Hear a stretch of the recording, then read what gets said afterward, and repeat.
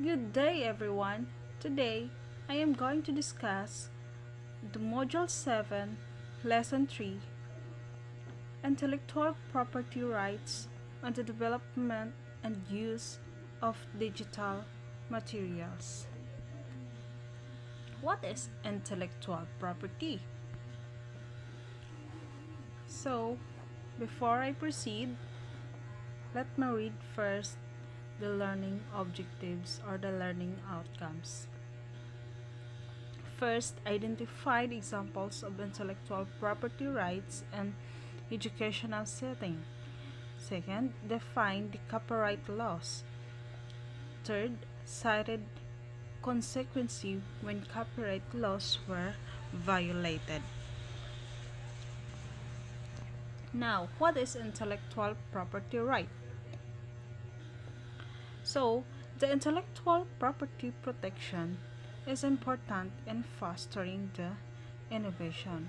So, what is intellectual property?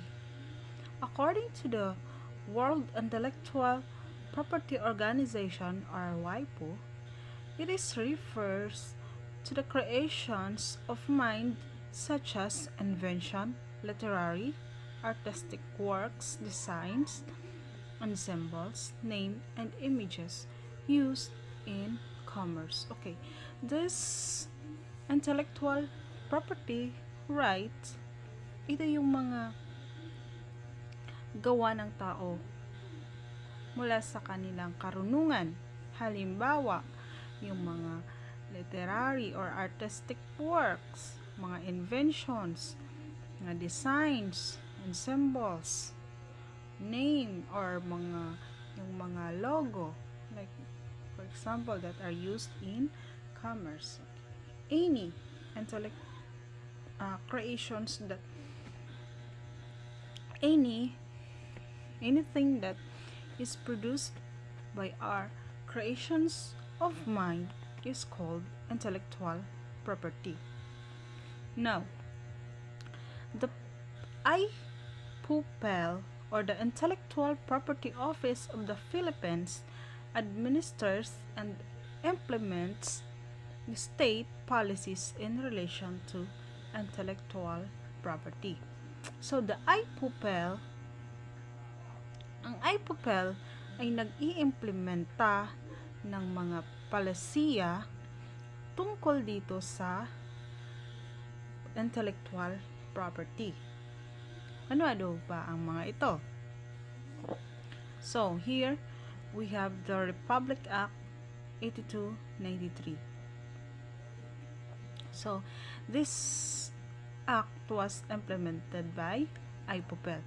So, this act defines intellectual property to include copyright and related rights, trademarks and service marks, geographic indications, industrial designs, patents, layout designs of integrated circuits, and protection of undisclosed information.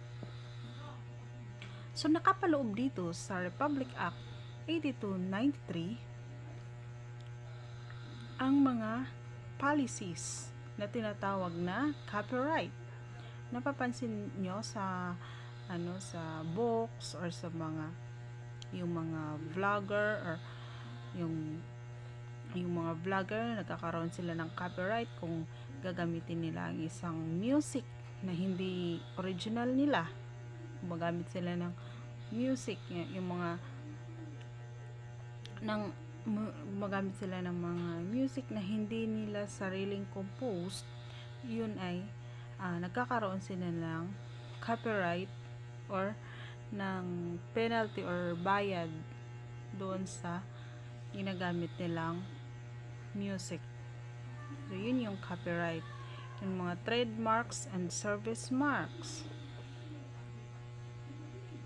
So, ito yung mga in-implement ng IPOPEL or this Republic Act 8293.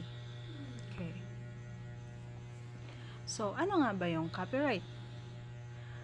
Sa sinasabi ko nga kanina, It is refers to the legal right given to the owner of the original work or intellectual property. So, yung pahintulot ng owner ng gumagawa mismo ng intellectual property, yun ang tinatawag na copyright. So, nagpapabayad sila doon sa kanilang intellectual property. So, these works are original intellectual creations in the literacy and artistic domain protected from the moment of their creations, which includes here are the ito yung napapaloob ng copyright, nagpapaloob. The books, the pamphlets, articles, and other writings. So, kung mapapansin natin sa may mga books or may mga pamphlets or ng ano pang mga sinulat ng mga tao, may ano siya, copyright dun sa may bandang likod ng pahina or sa front or sa basta meron dun, may nakalagay na copyright. So, second, the periodicals and newspapers.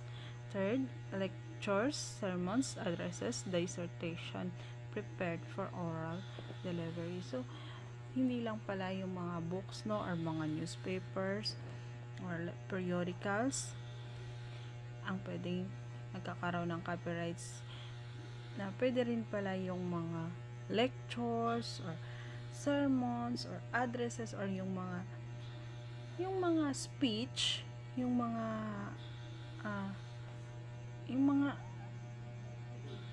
speech ba or oral, ang tawag doon, yung mga salita ng tao, yung mga delivery speech, yung mga ganon, yung mga lectures, pwede rin palang magkakaroon ng copyright. Or yung mga letters, sulat, and then the dramatic or musical compositions, choreographic works or entertainment and dumb shows. Musical compositions, sabi ko kanina, with or without words. Kahit tuno lang yun, kahit walang words yun, pwedeng magkakaroon ng copyright.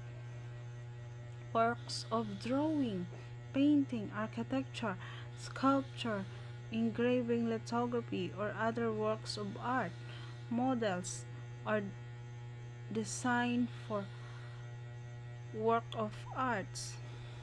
So, ito yung mga drawings or paintings, architecture, sculpture, anything that is intellectual property or gawa mula sa ating karunungan or isip, yun yan, nagkakaroon ng copyright, yung mga drawings, diba? Next is original ornamentation, designs, or models for articles of manufacture, whether or not registrable as an industrial design and other works of applied arts. Yung mga ornaments or models for articles or manufacture. Yan. Then, illustrations, maps, plans, sketches, charts, diba? Even those kakaroon ng copyright, yung mga architecture ng yung mga sketches or plan ng mga architectures, even charts or three-dimensional works. Yes, yun yung nakakaroon ng copyright yun. Then, drawings or plastic works of a scientific or technical character. Yung mga ano ba yan? Yung mga drawings or plastic works. Mga naimbento ng mga And then, photographic works including produced by a process analogs to photography, lantern slides or lantern slides. And then audiovisual works and cinematographic works and works produced by a process analogs to cinematography or any process for making audiovisual recording. The pictorial illustrations and advertisements, and last, the literary, scholarly, scientific, and artistic works. So, diba? Halos lahat, diba? Halos lahat ng gawa ng tao mula sa na mga ng tao ay nagkakaroon siya ng copyright. Ibig sabihin, bawal siyang